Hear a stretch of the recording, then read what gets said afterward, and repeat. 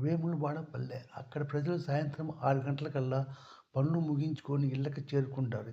ఎందుకంటే రాత్రుళ్ళు ఆ ఊళ్ళో విచిత్రమైన వెలుగు ఆకాశంలో కనబడుతుందని చెప్పేవారు. ఒకరోజు సాయంత్రము ఆ ఊరికి చెందిన రమేషు, హరీషు పొలాల దగ్గర కూర్చొని ఉండంగా, ఆ సమయంలో అకస్మాత్తుగా మెరుపులా ఒక పెద్ద వృత్తాకార వస్తువు కనపడింది. అది నిశ్శబ్దంగా కిందకి దిగటం మొదలుపెట్టింది. అదేమిటో అని రమేష్ గబగబా అన్నాడు. అది విమానం కాదు, హెలికాప్టర్ కాదు మరి. హరీష్ ఆశ్చర్యపోయాడు. ఆ వస్తువు పొలాల మధ్యలో దిగింది. కింద నుంచి వెలుగు విరబూసి చుట్టుపక్కలంతా వెలిగిపోయింది. ఇద్దరు గబగబా పొదల వెనక దాక్కున్నారు. అక్కడి నుంచి 3 విచిత్రమైన ప్రాణులు బయటకొచ్చాయి. వాళ్ళ శరీరాలు రంగుల్లో మెరుస్తూ ఉన్నాయి. కళ్ళు పెద్దవిగా చేసి, చేతులు పొడవుగా ఉన్నాయి.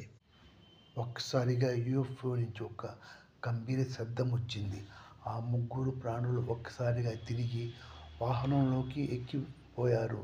వాహనం మెల్లగా గాలిలో ఎగిరి మెరుపు వలె అదృశ్యమైంది. రమేష్, హరీష్ ఊరికొచ్చి ఆ సంగతి ఊరి వారందరికీ చెప్పేశాడు. కానీ వాళ్ళెవరూ నమ్మలేదు. కానీ మరుసటి రోజు ఆ ఏలియన్ దిగిన వాహనం యొక్క కాలిన ముద్రలు పొలంలో కనిపించాయి. అందరూ వాటిని చూసి భయపడ్డారు. ఆ రోజు రాత్రి ఏలియన్ రమేష్ ఇంటికొచ్చాడు.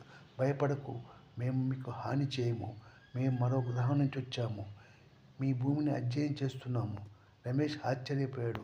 మీకు తెలుగు ఎలా తెలుసన్నాడు. వాళ్ళు సమాధానం ఇచ్చారు. ప్రతి భాషను అర్థం చేసుకోగల యంత్రం మాకు ఉంది. మేము మీ భూమి జీవుల గురించి తెలుసుకోవాలి అని చెప్పారు వాళ్ళు. వారు చెప్పారు, మీ భూమి ప్రమాదంలో ఉంది. మనుషులు ప్రకృతిని నాశనం చేస్తున్నారు. ఇలా కొనసాగితే భవిష్యత్తులో మీకు కష్టం వస్తుందని వారు రమేష్తో చెప్పారు. మీ భూమి ప్రమాదంలో ఉంది. మనుషులు ప్రకృతిని నాశనం చేస్తున్నారు.